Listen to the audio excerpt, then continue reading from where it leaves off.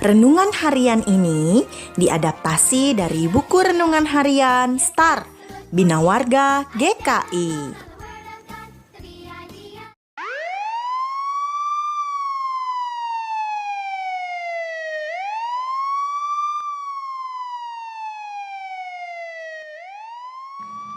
Wah, itu bunyi apa kok?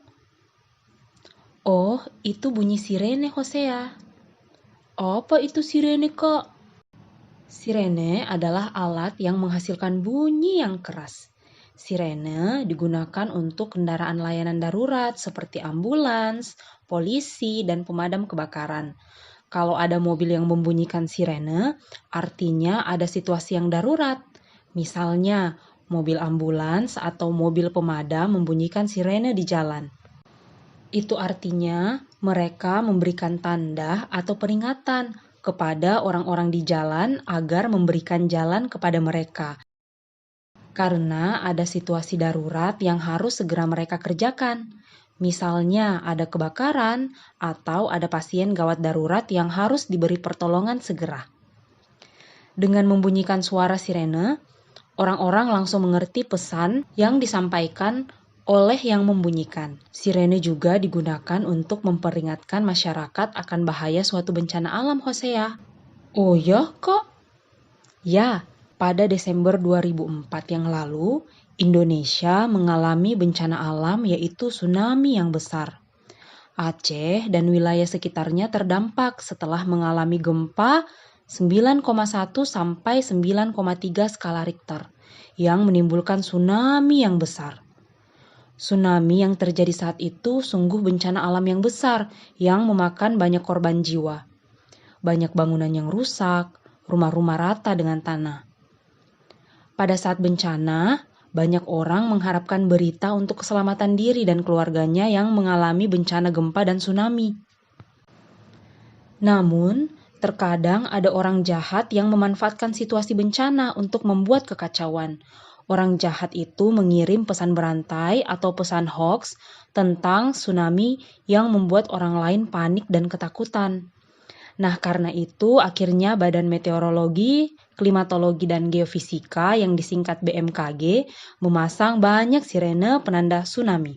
Sirene dipasang untuk peringatan dini tsunami di beberapa bagian pesisir daerah rawan tsunami yang memiliki radius suara 2-3 km agar orang-orang bisa waspada dan tidak mudah panik dengan berita palsu. Jadi itu fungsi sirene untuk memberikan peringatan agar orang-orang bisa waspada. Nah, Hosea di Alkitab, Tuhan Yesus juga sudah memberikan peringatan kepada kita. Tuhan Yesus memperingatkan kita untuk waspada. Peringatan Tuhan terdapat dari Matius 24 ayat 4. Bunyinya, jawab Yesus kepada mereka, waspadalah supaya jangan ada orang yang menyesatkan kamu. Mengapa Tuhan meminta kita untuk waspada? Karena ada banyak hal di dunia ini yang bisa mengalihkan perhatian kita dari Tuhan. Misalnya, kita disibukkan oleh rutinitas atau aktivitas. Kita lebih memilih main game, sibuk dengan sosial media, sibuk dengan handphone kita, sibuk dengan keinginan kita. Bahkan ada orang-orang yang mau menjauhkan kita dari Tuhan dengan memberikan ajaran-ajaran palsu. Nah, Tuhan Yesus mengajarkan kita supaya terus waspada. Supaya kita tidak disesatkan oleh si jahat. Nah, waspada artinya kita berjaga-jaga dan siap tentang apapun yang terjadi. Kalau kita sudah diberi peringatan, pasti kita akan berjaga-jaga kan?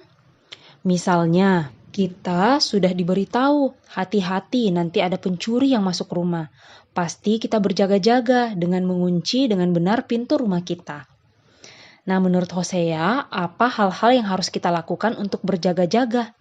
Hal yang harus kita lakukan untuk berjaga-jaga, kita harus terus percaya dan beriman kepada Tuhan dengan cara mendekatkan diri kepada Tuhan dengan rajin baca Alkitab, rajin ikut beribadah sekolah minggu. Jadi, ketika ada orang yang memberikan ajaran yang tidak sesuai dengan firman Tuhan, berarti itu adalah ajaran palsu.